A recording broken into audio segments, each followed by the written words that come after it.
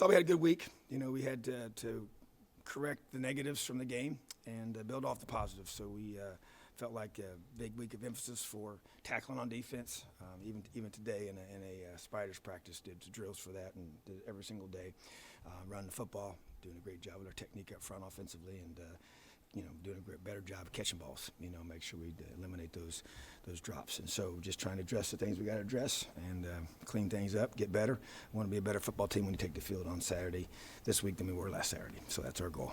Questions? Always kind of that consistent refrain that week 1 to week 2 is when the most improvement happens. Is some of that just because you can see a difference in sharpness in practice with guys, because no matter whatever you do in spring, whatever you do in preseason, there's just a difference after they've played a game? There is, and when you're playing another opponent, it always exposes things, and so it gives you a chance to really, like you said, everything you've done all spring and all fall camp has been against each other. So you really don't know, was one side of the ball stronger than you thought, not as strong as you thought, whatever. And so I just think that, and then you got a lot of new guys too. I mean, you got several guys that's their first game or maybe their first start, and so they're getting a chance to do that for the first time. And sometimes guys get, sometimes they perform better than you thought they were going to perform. Sometimes they don't perform quite as well. But then they get that first game under their belt, and they come back week 2, and they're much more comfortable. So there's probably a variety of reasons for it, but I think probably the biggest thing is just being able to coach off the film that you see, and now you got another week. You got a team now that played usually the week before, so you got some specific things that you can work on rather than just going through every game last year and kind of guessing on what you think they're going to do. How much does it help,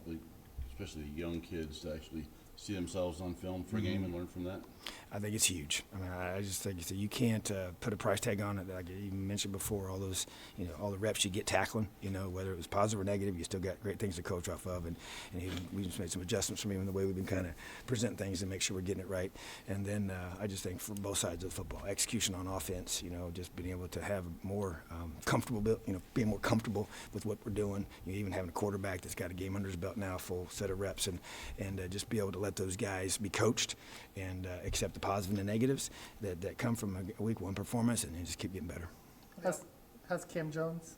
Yeah, he's working hard, and so we'll see. He's we'll have to make a decision on him, game time for that. But obviously the objective is to get him back 100%, and if he's not 100%, he's not going to play. Reese Taylor, do you expect him Yeah, back? I expect him to play. So he's been here back all week, and like I said, it was a 50-50 last week, and we probably could have played him, but chose not to. And I'm glad we were able to keep him for another week to keep him 100% healthy. I'm sorry, was Camp's injury a game injury? Or It was, and it was at the end too, so which kind of stinks. But yeah, it happened there in the last drive. Well, Simon Stepanek said, I think on the radio show, that offensive line has a chip on its shoulder. Yeah. It seemed like a game. Well, they took it personally, and I called them out in 2 regards, to be able to run the football better.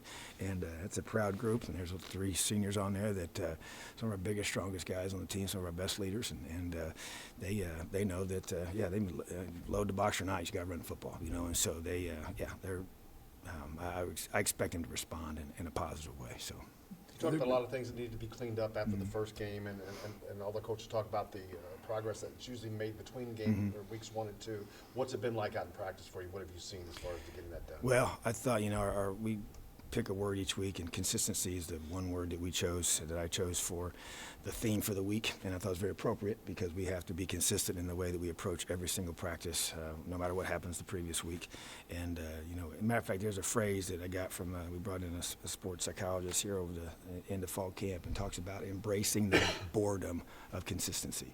That elite athletes can do that, and I think it's a great way to say it, because it does get monotonous, it does get mundane, it does get how can you do that day after day, week after week? And I know we're early in the season, but still they've been going at this for a while, and so especially these older guys, and how do you still get sharper through all that? So to me, it's just about using that theme and that concept to approach it to how we get better, and I think our guys have embraced that. I think when you have a way to focus it in with words and different ways of presenting it, it becomes real to these guys, and they understand that they want to be a special football team. They want to do great things here, and we want to be able to break through and make history here in Indiana. In order to do that, you have to consistently address the things that show up on film and keep getting better every time you take that field. And I think we got enough leadership that I expect that to happen.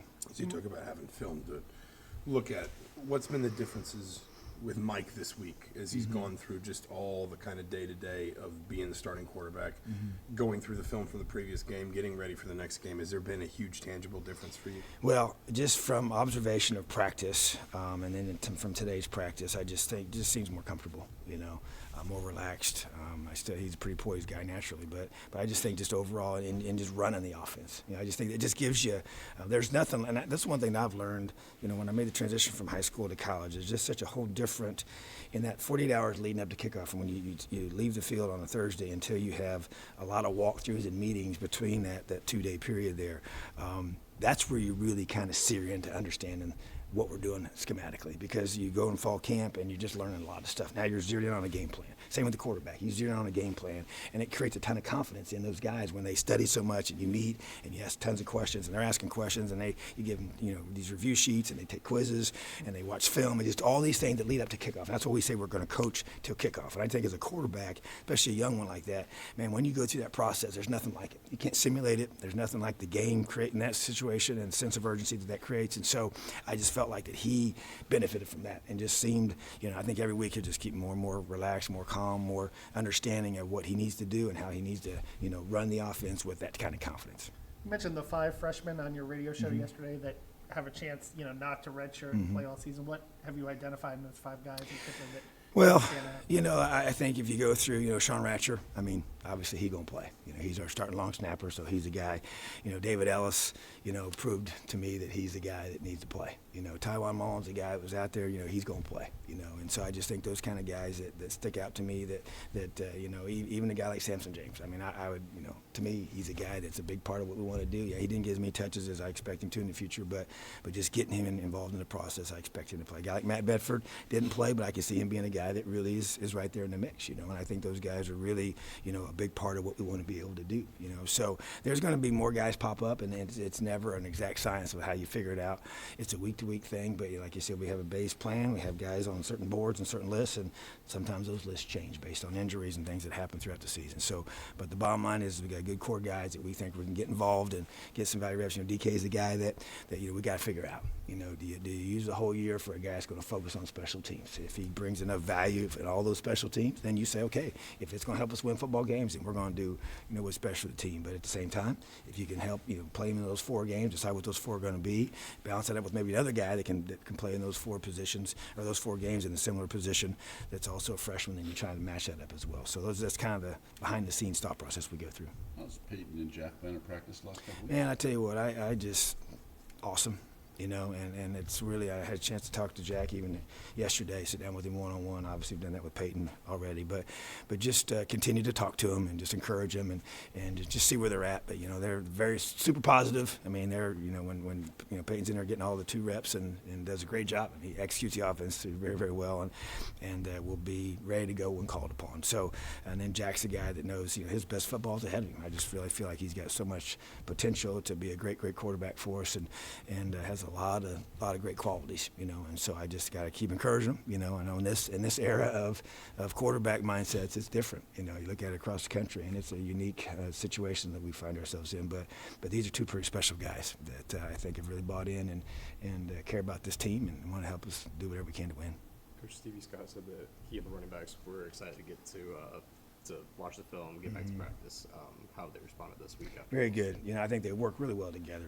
As is always the case when a position that's got a lot of guys in it, there's always going to be a guy or 2 that doesn't play as much as they want to play. But my challenge with all those guys is when you're called upon, perform. And that's the key. Whether you get 1 opportunity, 2, 5, 10, 18, 20, whatever you get. When you get those, and on special teams too, you better. We have to use Samson James on some special teams, and that's what we tell these guys. Hey, you guys want to be NFL guys. If you're not the starter at a position, you better be a great special teams player as a receiver, as a running back. The defensive positions are given, but those guys don't always think that way, And so, but those other guys, Ryan Walker's got to be able to do that, and Samson's got to be able to do that, and you get Cole Guest on some special teams opportunities. So that to me is what we want out of that group, and so I think they want to run the football well too, and they wanted to be great as we challenge all the time to be a complete back, blocking, catching, running. Your defensive line is a line by committee of sorts and a lot of inexperience, but they're gaining that as you go along. What have you seen in their progress?